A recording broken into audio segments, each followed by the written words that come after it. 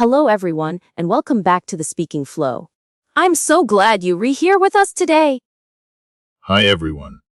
Today's topic is a bit of a sensitive one, but it's something almost every language learner faces. We were talking about that cringe-worthy feeling when you hear your own voice speaking English. Oh, I know that feeling all too well. You record a voice message or a presentation, you play it back, and you think, is that really me? Do I really sound like that? It can be quite discouraging, right? It really is. In psychology, there's actually a term for this. It's called voice confrontation. But when it's in a foreign language like English, that feeling of dislike is often doubled. Exactly. It's not just about the sound, it's about our identity. Today, we want to help you understand why this happens, and more importantly, how to stop hating your voice so you can speak with more confidence. Let's start with the science. Why does our voice sound so different in our heads compared to a recording? Well, when you speak, you hear your voice in two ways. First, through the air, like everyone else. But second, through bone conduction, the vibrations in your skull. This makes your voice sound deeper and richer to you. Right? So when you hear a recording, you're only hearing the air-conducted sound. To your brain, it sounds thinner, higher, and just wrong. It feels like an imposter is speaking for you. And when we add English into the mix, it gets deeper. For many B1 or B2 learners, there is a gap between who they feel they are in their native language and who they sound like in English. Let's dive deeper into that identity gap. Think about it. In your native language, you have years of experience. You know how to be sarcastic, how to be professional, how to tell a joke perfectly. But in English, we often feel limited. We might use simpler words because the complex ones won't come out. This makes us feel like we are lesser versions of ourselves. It's frustrating to feel like a smart adult but sound, in our own ears, like a struggling student. I've heard many students say, I feel like a different person when I speak English, and I don't like that person. That's a heavy emotional burden to carry while you're also trying to remember irregular verbs. It really is. And then there's the perfectionist trap. We are our own worst critics. When you hear a friend with an accent, do you think they sound bad? Not at all. In fact, most people find accents charming or a sign of intelligence. It proves you've mastered a whole other system of communication. But for some reason, we don't give ourselves that same grace. We focus on the micro flaws. We hear that the sound we missed, or that slightly flat vowel, and it magnifies in our heads until it's all we can hear. We lose sight of the macro, the fact that we are actually communicating an idea. So, let's talk about the healing process. How do we move from cringing to accepting? The first method is what I call the mirror exposure technique. Tell me more about that. Is it like looking in a literal mirror? In a way, yes, but for your ears. You need to desensitize your brain to the sound of your English voice.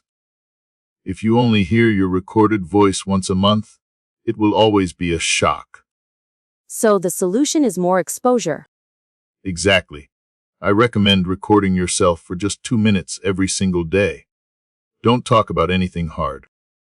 Just talk about your breakfast or the weather. Then, and this is the hard part, listen to it immediately. At first, it will feel terrible. You'll want to throw your phone across the room. But after day 5 or day 10, something magical happens.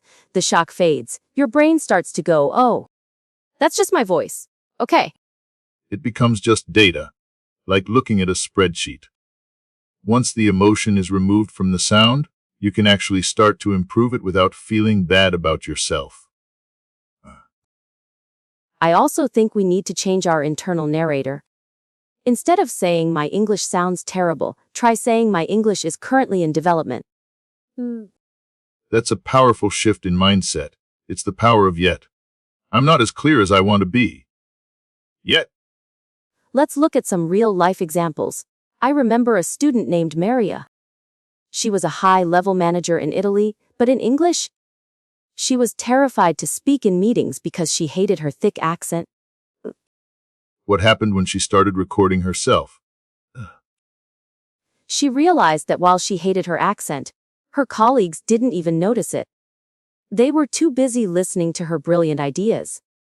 She was creating a problem that didn't exist for anyone else but her. That's the spotlight effect. We think everyone is looking at our flaws with a magnifying glass. But everyone else is actually just trying to understand the message. Another tip is to focus on physicality rather than acoustics. When you speak English, pay attention to how your tongue moves, how your breath flows. If you focus on the feeling of speaking, you stop obsessing over the sound of speaking. That's very grounding. It brings you back into your body. English uses different muscles than your native language. It's like a workout. You wouldn't judge yourself for not being a bodybuilder on your first day at the gym, right? Exactly. Your English muscles need time to get stronger and more flexible. Be patient with them. We should also talk about the listening filter. When we listen to ourselves, we are looking for mistakes. But when we listen to a podcast like this, we are looking for meaning. So true. Try listening to your recordings as if you were a stranger. Ask yourself, did I understand the point? If the answer is yes, then you have succeeded. The rest is just decoration. Let's talk about the concept of the English alter ego. Some people find it helpful to pretend they are playing a character when they speak English. Oh, Ivy tried that? It feels like putting on a costume. It gives you permission to make mistakes because it's not really you. It's the character. Exactly, it lowers the stakes. It reduces the fear of damaging your real identity. Over time, that character and your real self merge into a confident English speaker. We have to remember that fluency is not a destination where you suddenly sound like a BBC News reader. Fluency is the ability to express your soul through a different set of sounds. I love that. Expressing your soul. Your voice is the bridge between your inner world and the outer world. If you hate the bridge, you'll never want to cross it. So, let's make peace with our voices today. Your voice carries your history, your culture, and your unique perspective. An accent isn't a flaw, it's a story of where you've been. If you are listening to this and you've been avoiding recording yourself, we want to challenge you. Go to your phone right now. Open the voice memo app. Just say 3 sentences. My name is Name, and I am learning to love my English voice. It is a work in progress, and that is okay. Listen to it once. Don't judge, just listen. And then do it again tomorrow. You'll find that the cringe starts to turn into curiosity. You will start to notice patterns instead of just feeling shame. Oh, I notice I drop the ending of my words when I'm tired. That's a helpful observation, not a personal attack. This journey of acceptance is one of the most important parts of the speaking flow. It's the flow of self-compassion. We've covered a lot today, from the science of bone conduction to the psychology of identity. I hope this gives you a new perspective. Remember, the world wants to hear what you have to say. They don't care if you say it with a perfect accent. They want your voice. Thank you for being part of this conversation. We are so proud of the work you are doing. Indeed. If you found this episode helpful, share it with a friend who might be struggling with the same thing.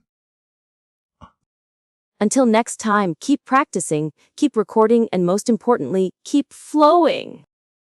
Goodbye, everyone. Bye!